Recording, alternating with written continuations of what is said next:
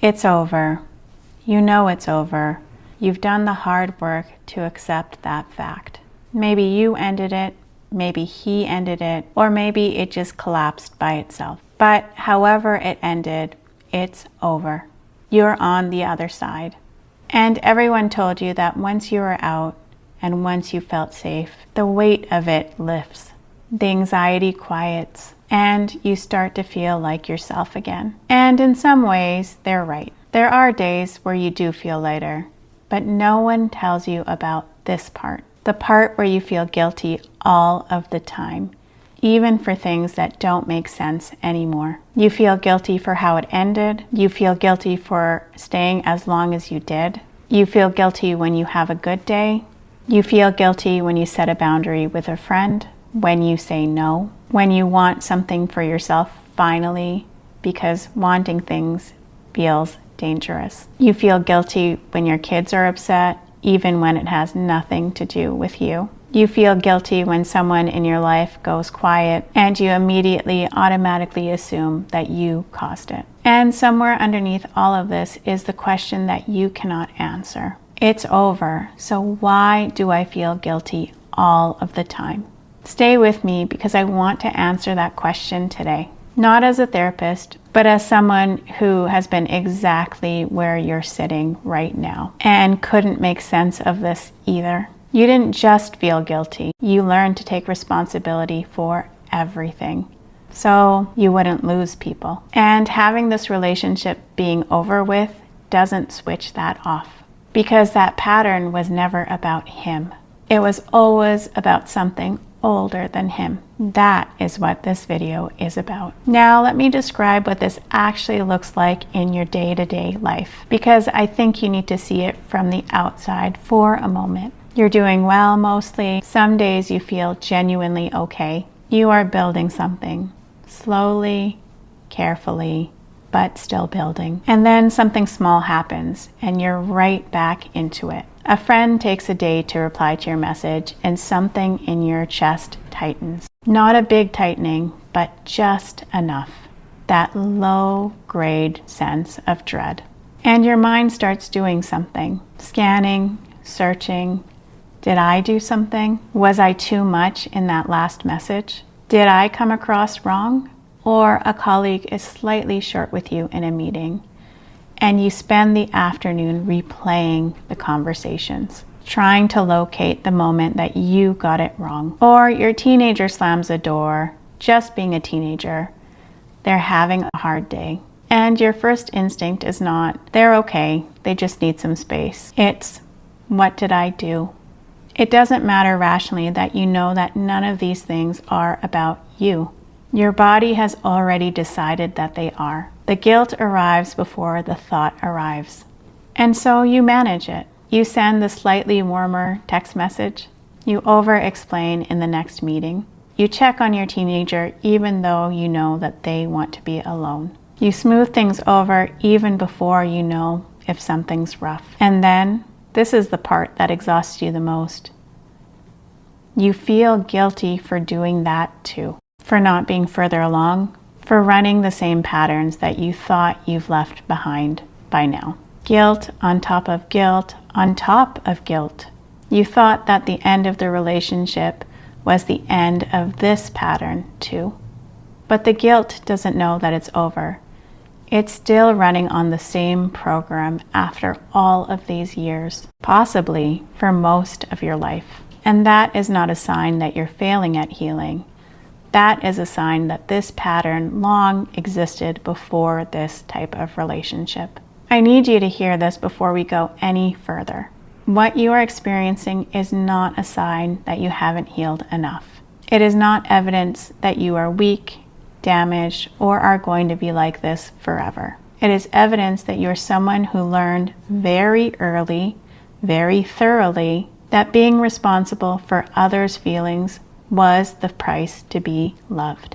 And you learned it so completely that it became automatic, beneath thought, beneath choice. Maybe it started in childhood, a parent whose moods were hard to predict. So you learned to read the room before even entering it.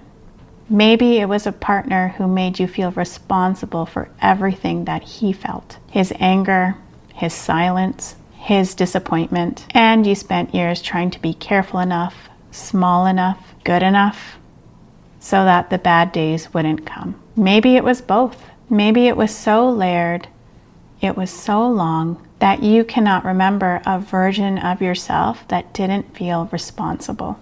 Feel responsible for the emotional weather of every room she walked into. But here's what I need you to understand. The guilt that you're carrying right now is reflexive, automatic, preemptive guilt. It's not a moral signal. It's a survival signal. And it's firing in a body who hasn't quite learned that the threat is gone. It's not a character flaw. It's a nervous system trained to do exactly what it was trained to do. I want to show you something. This is my journal from 2019. I was a few weeks out from an emotionally abusive relationship.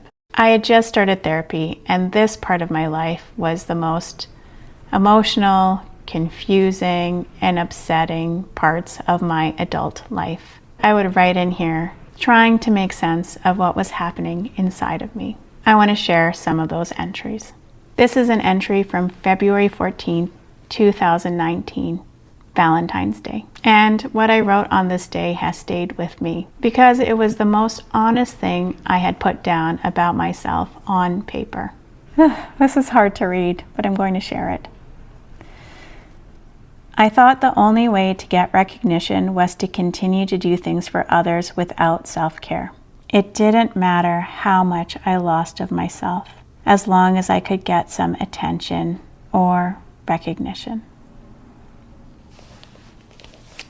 I had made a calculation, completely unconsciously, that losing myself was an acceptable price to pay for connection, for being needed, for not being left. And then I wrote this. I'm taking my control back because I never felt like I had any. Most of my life choices were made for me. It's scary now to have to make my own choices.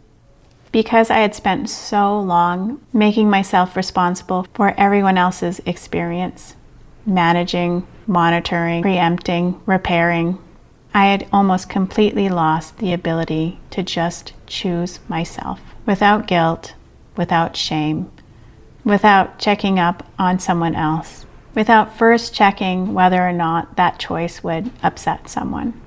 On another page I wrote, guilt is my biggest crippler. Guilt leads to negative self-talk, which leads to pain and sadness. I drew an arrow between each one. Guilt leads to negative self-talk, which then leads to sadness and pain.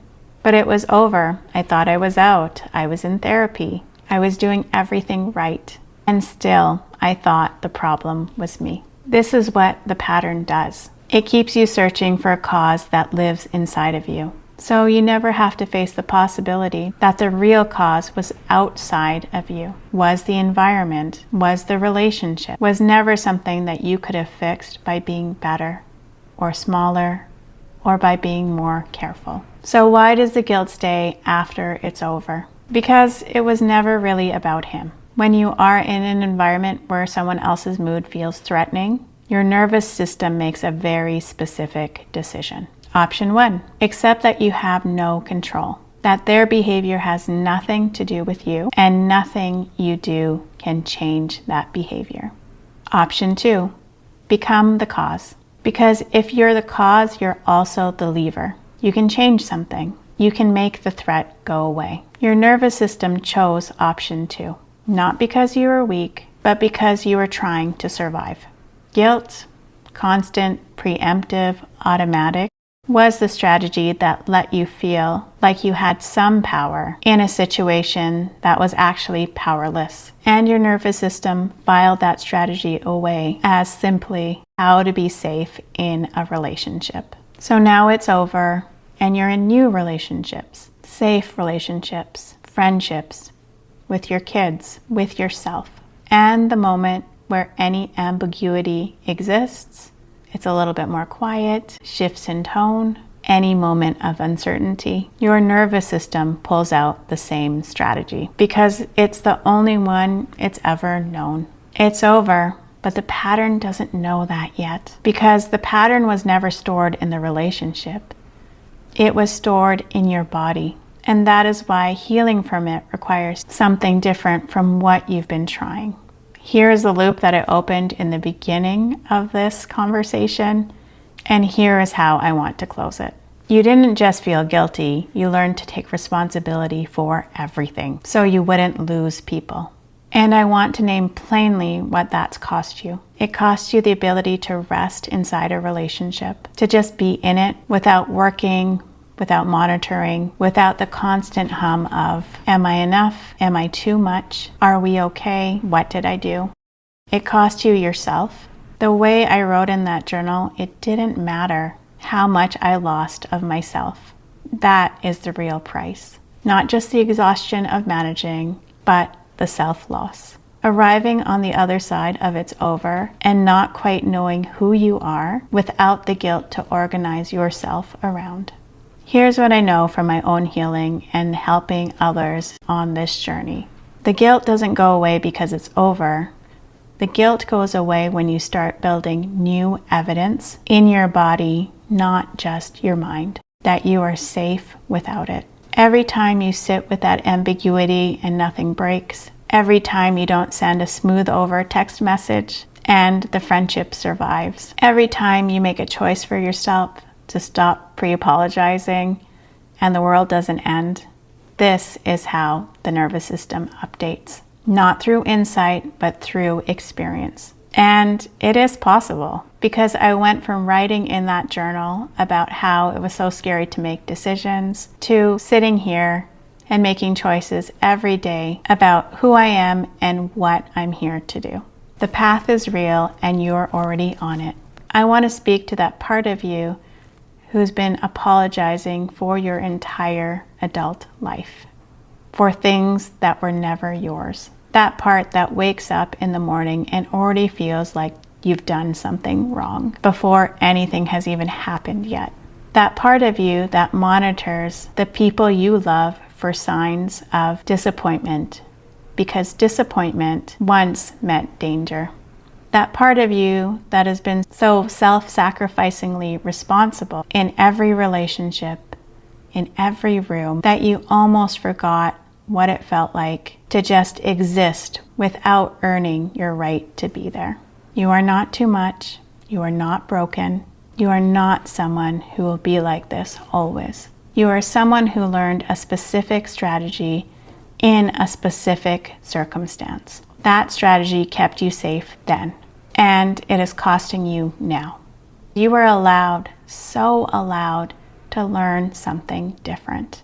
You're allowed to just let a quiet day be a quiet day. You are allowed to wait for real information before you accept fault. You are allowed to take up space without having to justify it. And life on the other side of this, where you make your own choices without guilt, without organizing everyone, that life is available to you. It was available to me, and I was sitting exactly where you are. If this video named something that you've been carrying, if you recognize yourself in any part of what I've described, leave me a comment below. And if you'd like to learn more about yourself and your responses, check out this video up here.